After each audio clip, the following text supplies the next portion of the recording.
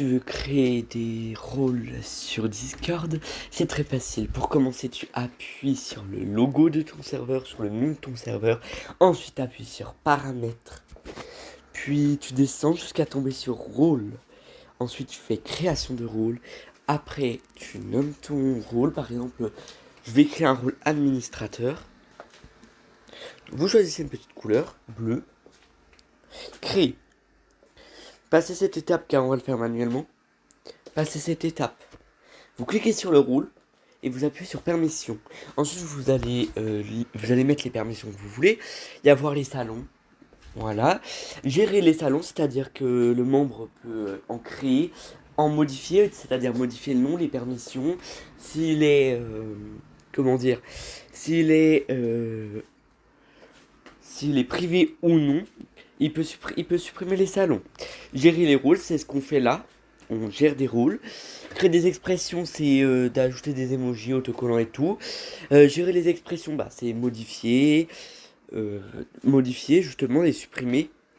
Voir les logs du serveur. Les logs, c'est ce que vous avez modifié, ce qui s'est passé durant votre serveur. C'est très pratique pour la modération. Mais on va en faire un meilleur plus tard. Voir les analyses du serveur, c'est exactement, c'est pas la même chose, mais c'est pour dire combien on est, combien sont en ligne, est-ce que ça monte, est-ce que ça descend, gérer les webbots, permet de poster des messages venant d'autres serveurs. Gérer le serveur, bah c'est le nom, le supprimer, les règles, etc. Créer des invitations, ça c'est pour inviter des personnes. Changer le pseudo, bah vous pouvez changer votre pseudo sur Discord, ce sera la prochaine vidéo je pense. Gérer les pseudos, c'est pour modifier les pseudos des autres gens si ils sont pas corrects. Expulser, accepter et refuser des membres. Ça c'est basique. Bannir des membres, même chose. Exclure temporairement, c'est la même chose. Envoyer des messages, je pense que vous savez. Envoyer des messages dans les fils, c'est pour envoyer des messages là où les personnes ont créé des petits salons qui s'appellent des fils. Bah, vous pouvez en créer si vous voulez. Créer des fils publics, intégrer des liens, joindre des fichiers, ajouter des réactions, utiliser des emojis externes. Donc ça, vous avez besoin de Nitro, de Discord Nitro, et vous devez justement, vous pouvez comme ça envoyer des emojis qui viennent d'autres serveurs. Par exemple, je suis sur le serveur, j'étais, je crois, ou je sais plus, sur le serveur de Minecraft. Ce que je peux faire, c'est j'ai Nitro, je peux envoyer sur le serveur un emoji qui vient de Minecraft. Même chose pour les autocollants externes. Mentionner everyone, R et tous les rôles. Everyone, c'est quand on mentionne tout le monde, ceux qui sont connectés ou pas.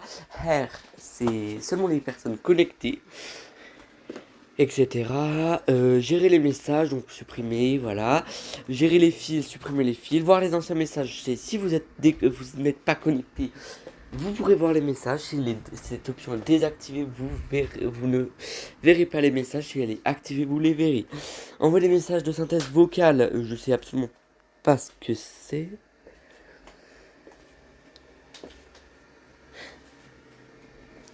Ah, c'est envoyer des messages vocaux, c'est la même chose en fait.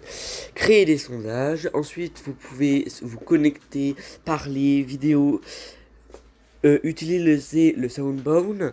Ça, c'est des sons depuis le soundboard du serveur. Vous pourrez en savoir plus en appuyant sur le bouton bleu. Utiliser des sons externes, c'est la même chose. Il faut être abonné à Discord Nitro. Utiliser la détection de la voix. En gros, si vous voulez, vous êtes en appel et il y a des bruits autour de vous, et ben ça va entendre que votre voix. La voix prioritaire, votre voix sera bien plus forte. Rendre les membres muets, ça c'est logique. Mettre en sourdine les membres, c'est pour pas qu'ils entendent. Déplacer des membres, c'est pour les déplacer, pour les mettre dans d'autres salons vocaux. Définir un statut de salon vocal, c'est pour créer un statut. Utiliser la commande de l'application, c'est les bots qu'on va bientôt installer. Utiliser des activités, c'est les activités, donc les petits jeux. Les applications externes, c'est des applications qui sont hors du serveur. Demande de prise de parole, c'est seulement pour les conférences. Ça peut être important. Les événements, c'est c'est simplement des petits... Enfin, c'est vraiment... je pense que vous savez. Gérer les événements, c'est pour les supprimer ou les modifier. Et pour finir, la permission administrateur, c'est toutes les permissions qui sont réunies dans une seule commande. C'est tout en bas. Et pour finir, vous appuyez sur enregistrer. Merci de m'avoir écouté les podverseurs. Et je vous dis au revoir.